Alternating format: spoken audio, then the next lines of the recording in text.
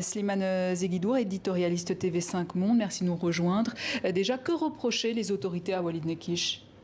Alors, au début, c'était un manifestant qui a été interpellé à Alger en novembre 2019.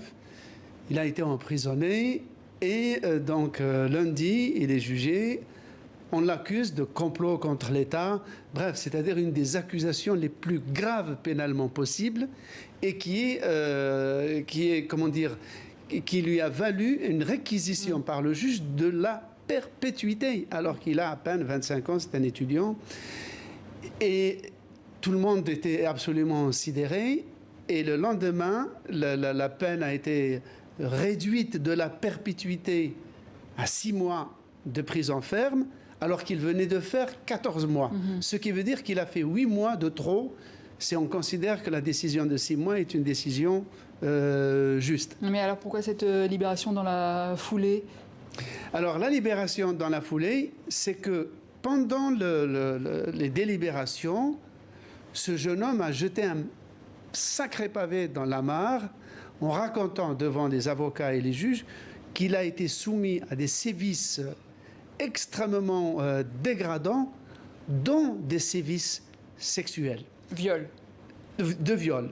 Ce qui veut dire que, et c'est là où la singularité de cette affaire. Pourquoi?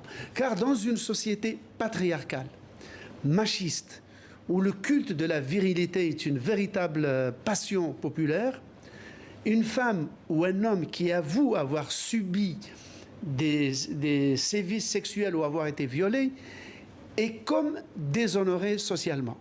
Donc la confession de ce jeune homme est une véritable première publiquement.